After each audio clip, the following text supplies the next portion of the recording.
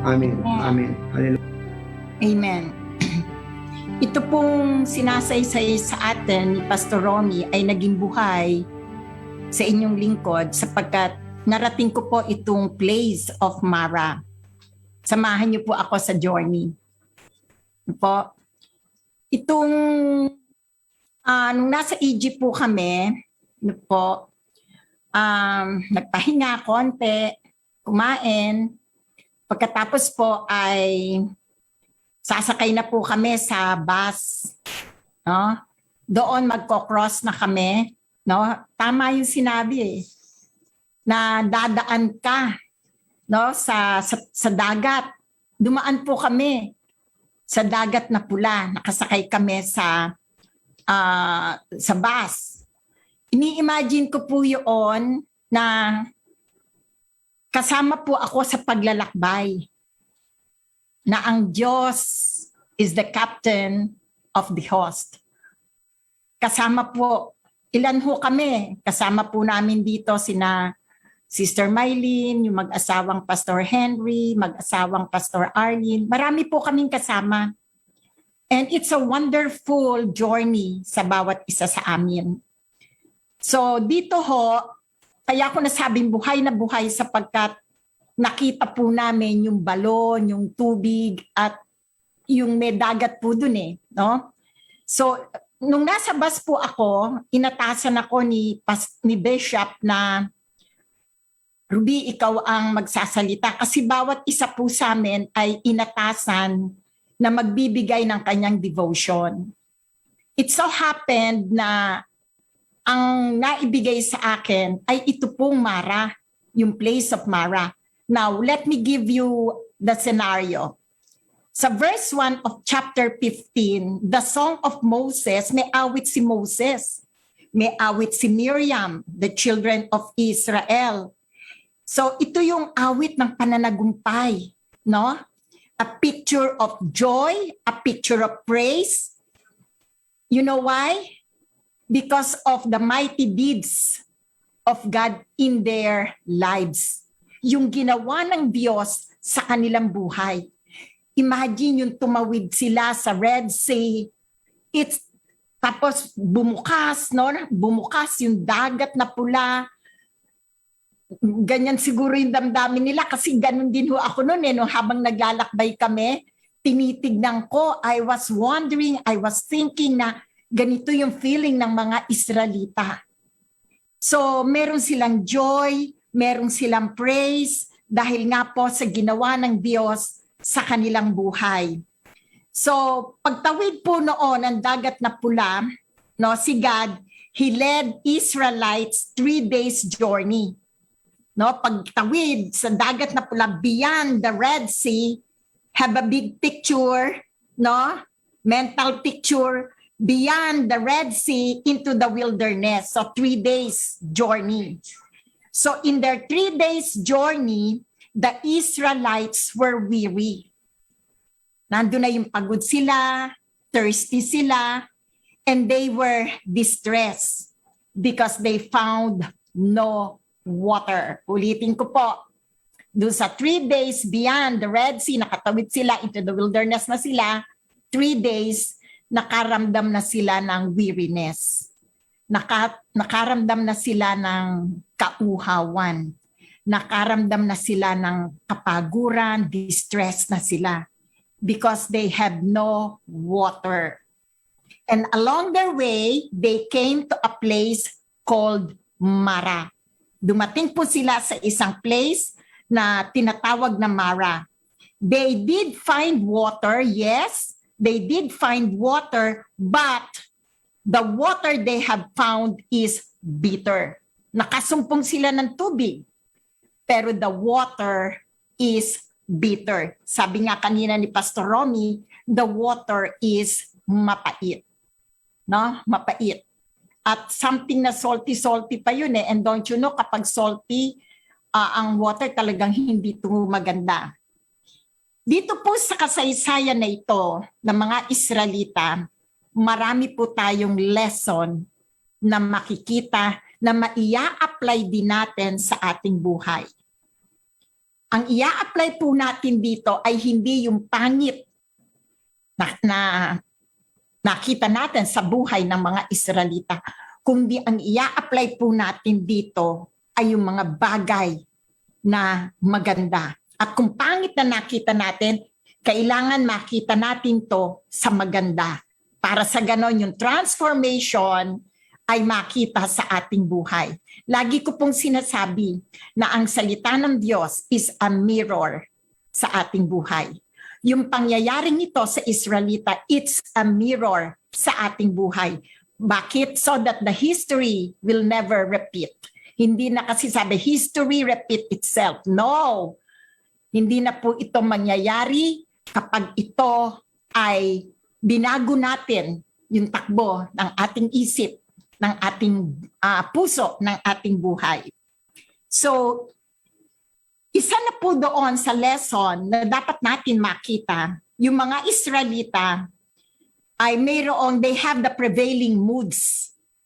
No, yung mga Israelita, they have the prevailing moods from celebration, no, from celebrating to complaining. Imagine, nagse-celebrate sila because of the mighty deeds of Yahweh. And then, sa kanilang paglalakbay, 3 days, eto na po, they were complaining. Nag-iba na yung kanilang moods. Nagko-complain na sila, complaining and condemning the leader, Moses. Yun po ang kanilang moods. Minsan ganun din tayo. Masaya tayo kapag tayo ay nasa kaginhawaan, pero kapag nasa kapaitan, nagbabago na ang moods ng ating isip. Kaya makikita natin, nag-prevail sa kanila yung mood of complaining. Kaya doon ay yung mga Israelita ay pabago-bago ang kanilang isip. Wala silang talagang established na kaisipan na kung kailangan sila ay masaya, whatever situation, pero hindi po ganon. Now, perhaps in the mind of the Israelites, sa kanilang isip, how are we to survive? Siguro isa yon sa tanong, maaring tanong mo rin yan sa nangyayari ngayon. No? Kung titignan natin 2019, masayang-masaya tayo. Masayang-masaya, hindi natin alam na ganito ang mangyayari. Pagkatapos, sa isang idlap, pumutok ang bulkang ng Taal, yung Taal Volcano. March 16, binaba ang lockdown. Maaring yung moods natin ay naiba, like the Israelites. We started to think, how are we to survive? Paano tayo magsusurvive? Paano tayo mabubuhay? Maaring mga tanong na natin yan ngayon.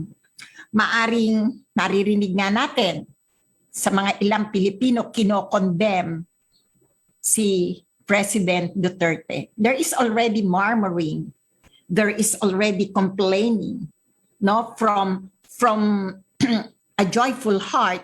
2019, here comes, nagmo-murmur na. Makikita na natin yung prevailing moods at may mga question na sila tayo sa ating buhay. At kung ganito ho ang nangyayari, katulad ng sinasabi kanina ni Pastor Romy, yung pandemic, ano ang magiging respond natin sa mga situation ito, sa mga problemang ito? Ano ang magiging respond mo when you encounter bitter things? Ulitin ko. Like the Israelites, ano naging respond nila? Nag-start sila mag-complain. How about you? When you encounter bitter things in life, what is your action? What is your response? Kaya sinabi ko, we can learn from this story. Matututo po tayo.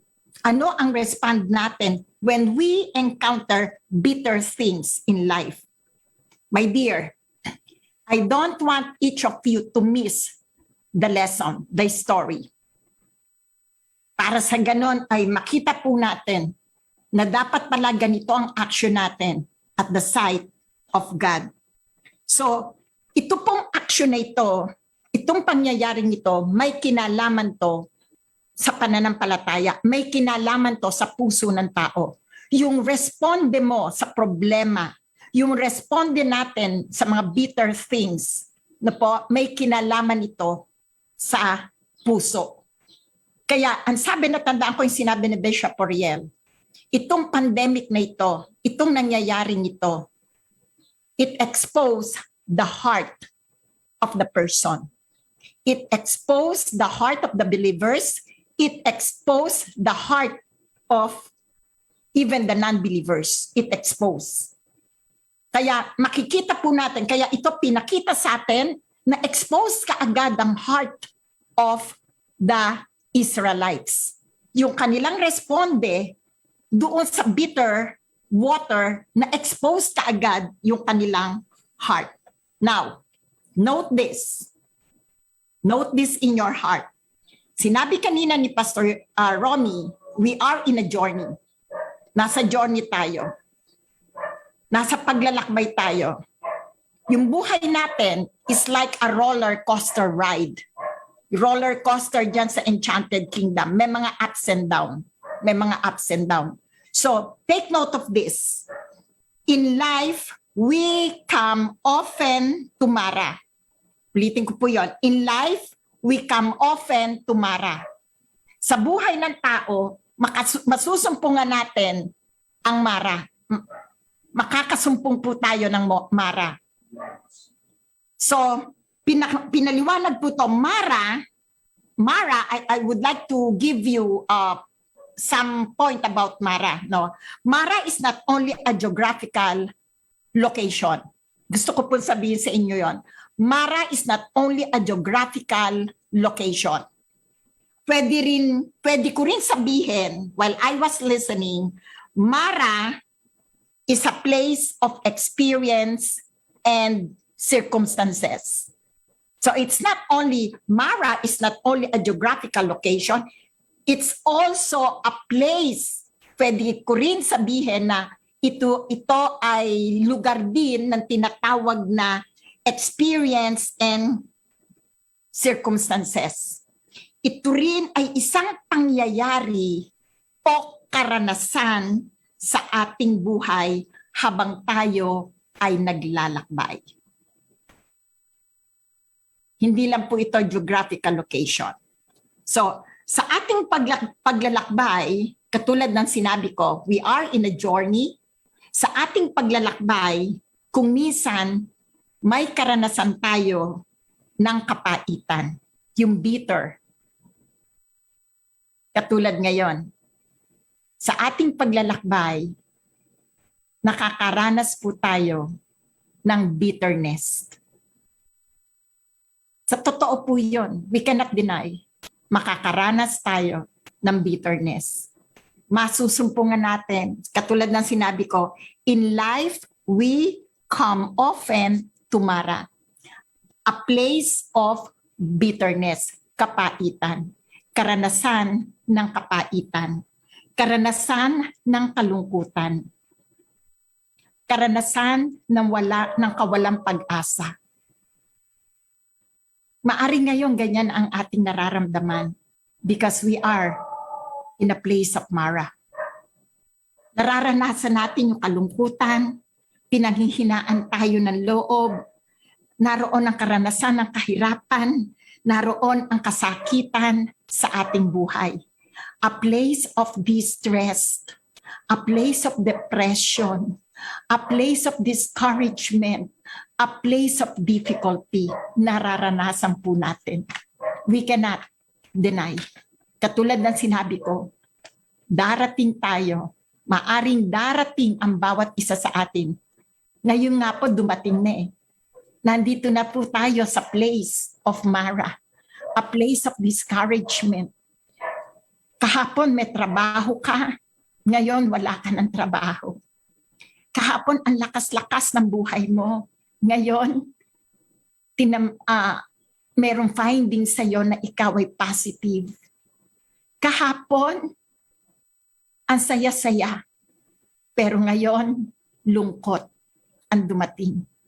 Kaya sinabi ko, paano ang respond din natin kapag tayo ay dumating sa ganitong sitwasyon ng ating buhay?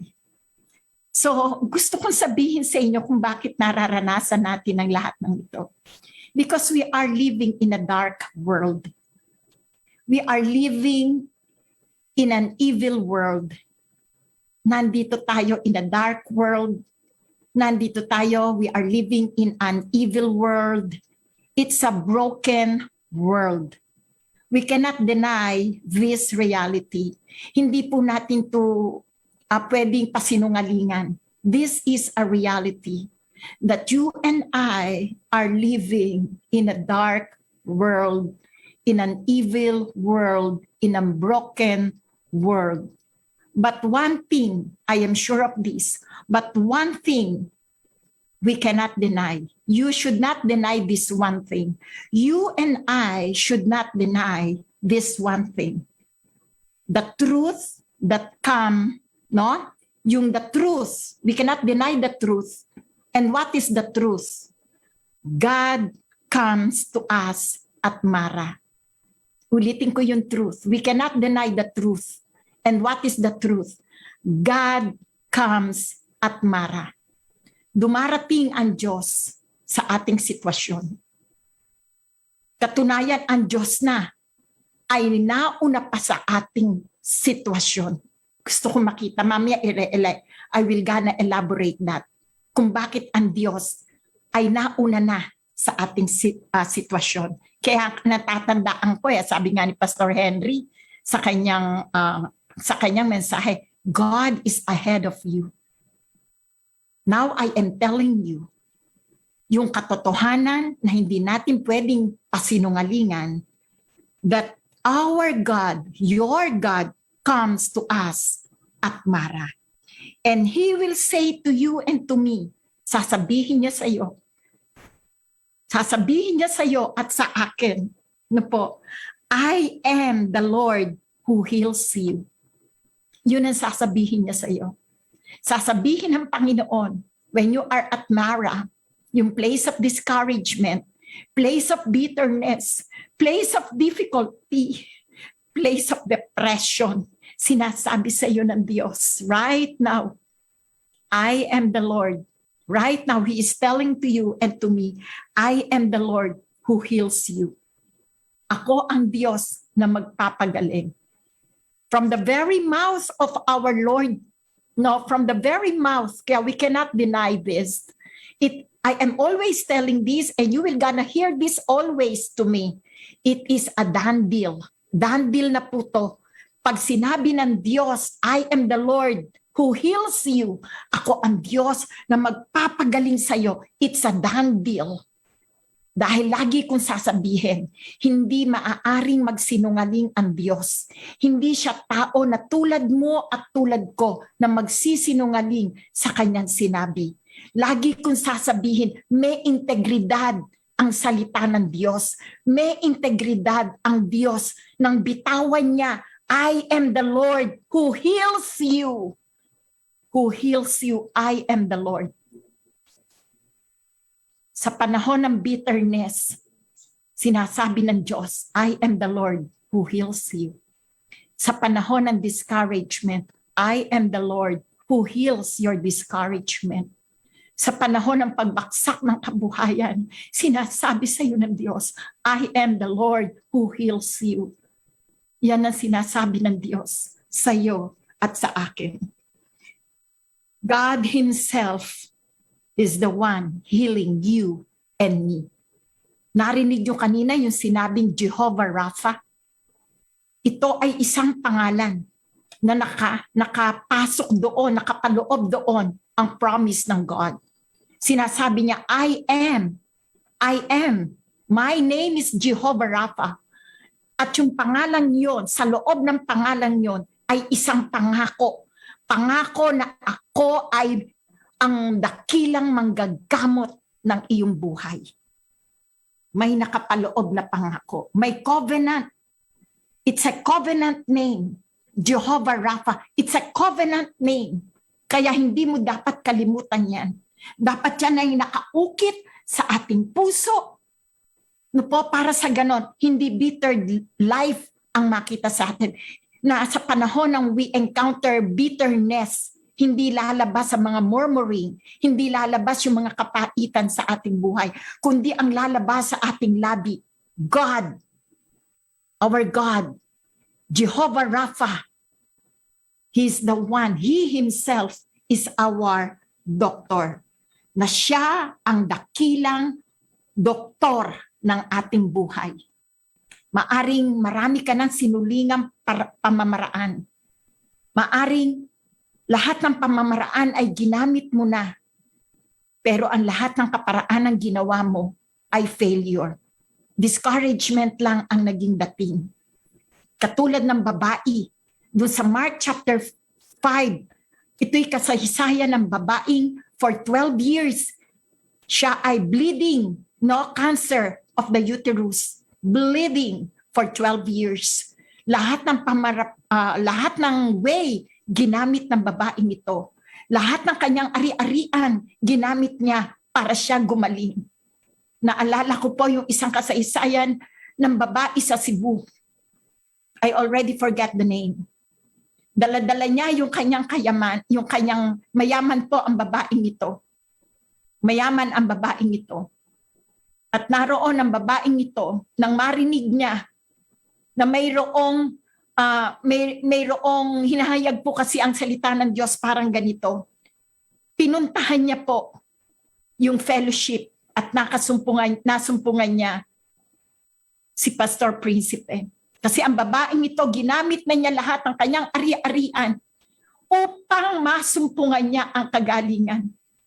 Pero wala po, pinahirapan tulad ng babae sa Mark chapter 5. Ang babae pong ito na nagpunta po doon sa fellowship, sinasaysayin niya ang kanyang sakit. Sinabi niya na nagamit na niya ang kanyang kayamanan. Lahat nagamit na niya. Pero wala pong nangyari. Lahat ng kaparaanan ginamit niya. Kinuha niya ang pinakamahusay na doktor sa St. Luke. Pero ang lahat ay wala po. At ang sabi lamang ng doktor, ito lamang ang sabi ng doktor, ipasa Diyos na natin ang lahat. So we can see that the ultimate healer ng ating buhay ay ang Diyos.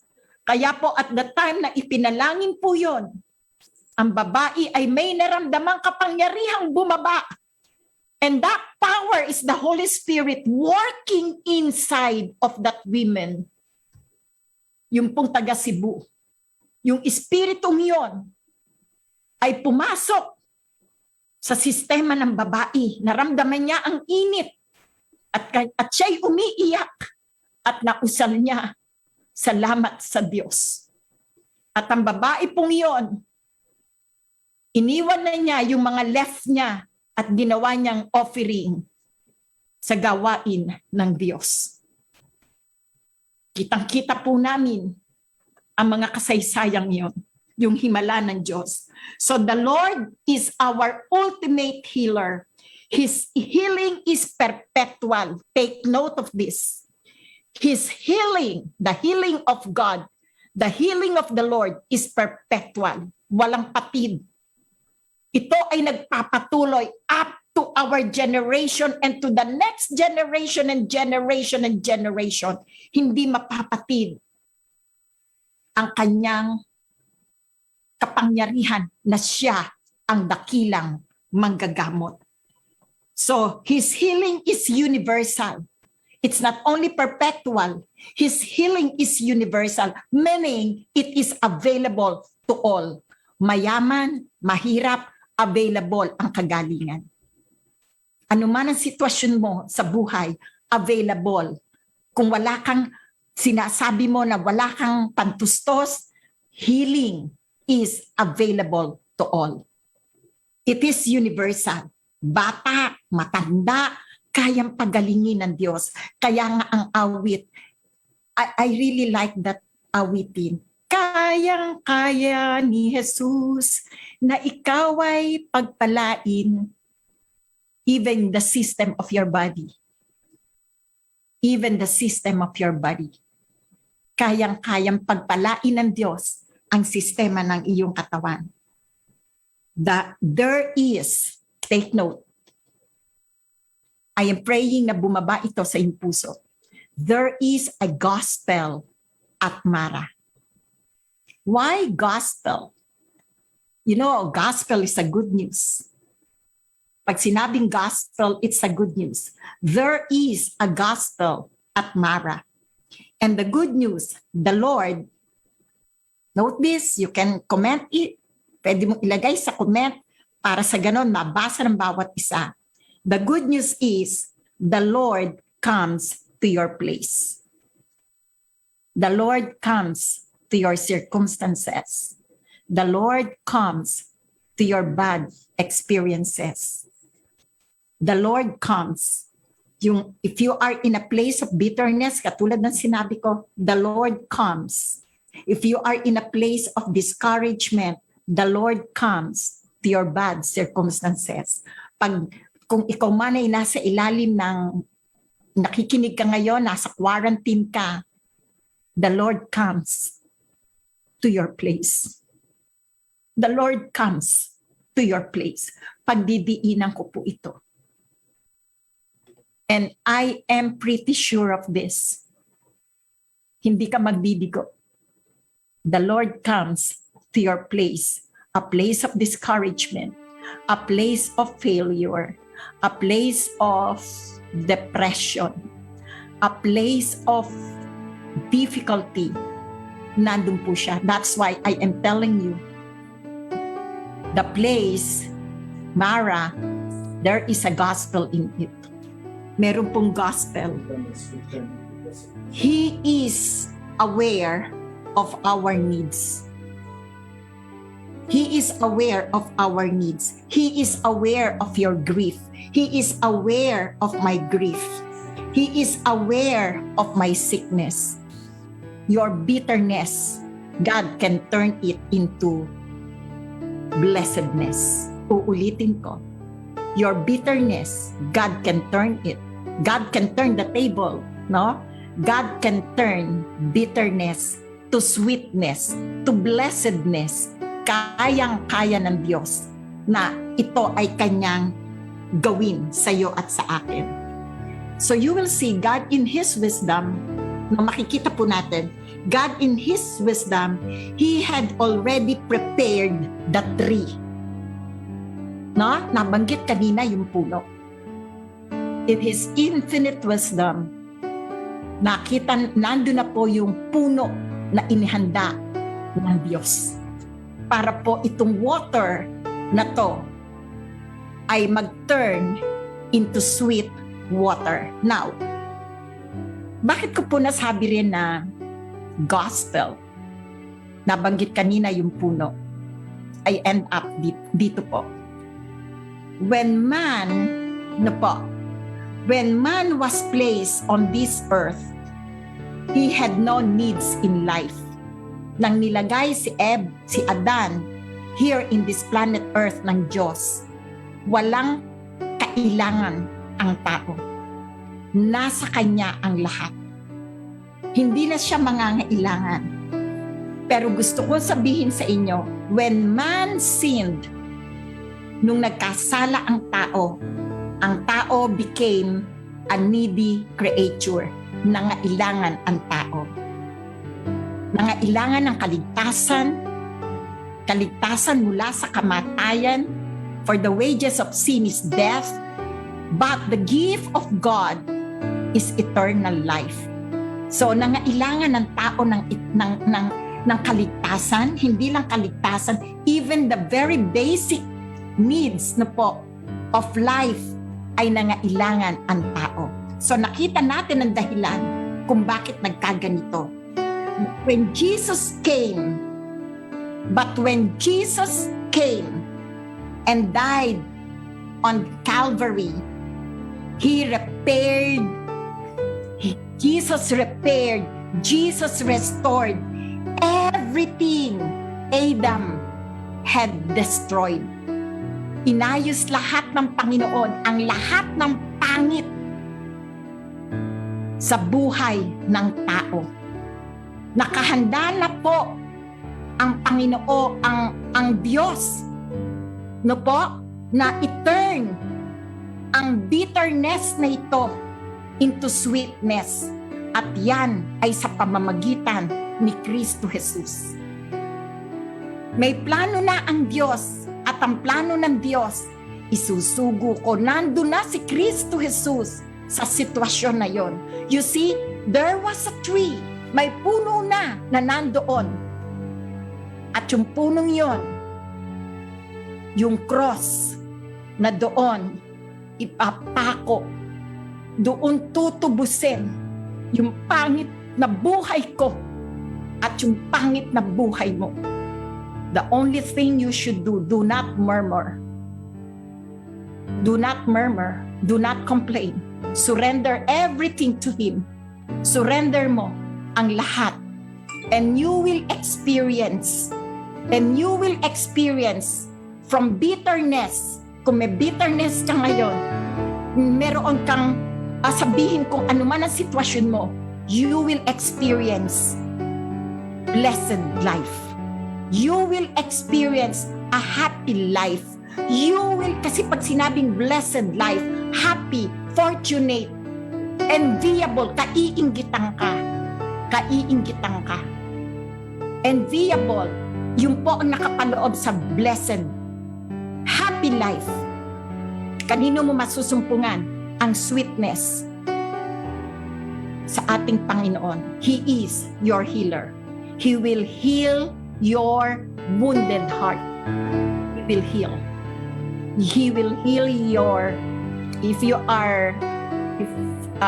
you belong to a family that is broken, God has the power to heal it. I am pretty sure of this. May kapangyarihan ng Diyos. Kayang-kaya ng Diyos na ikaw ay pagpalain sa lahat ng bagay, spiritually, physically, financially. Kayang-kaya. Kung ikaw po ay nasa sitwasyon in a place of Mara this morning, inaanyayahan kita na ikaw ay mag-surrender sa ating Panginoon. Magtiwala ka. Sa mga oras na ito, tayong lahat ay mananalangin. God is here. He is in the place of our situation. Tayong lahat ay yumuko.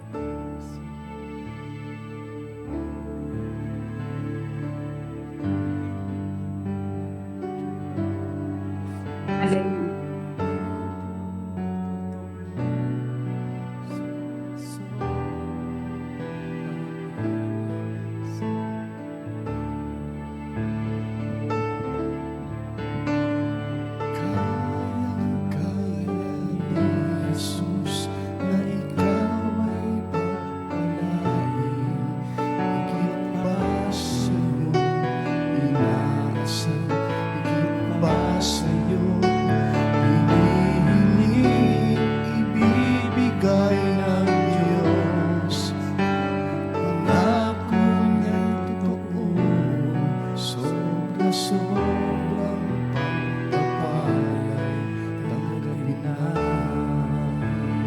Kayang-kaya.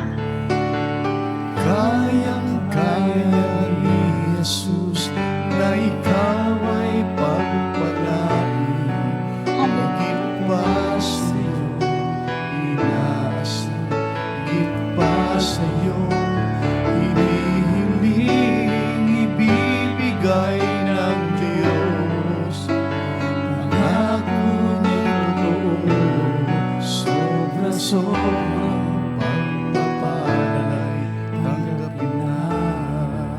Ikaw na nakinig ngayong umaga.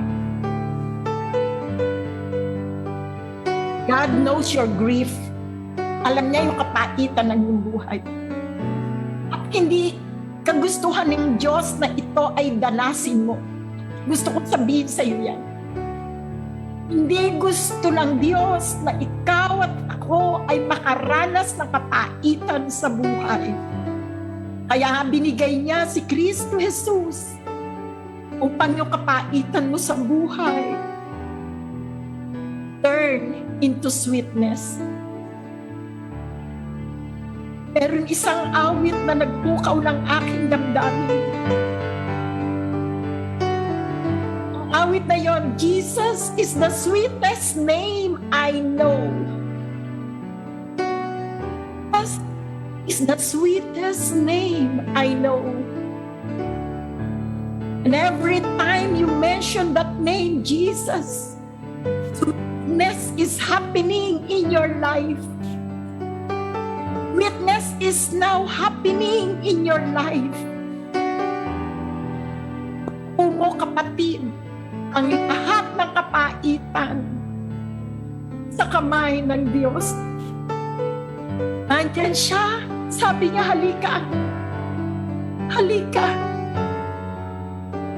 Halika.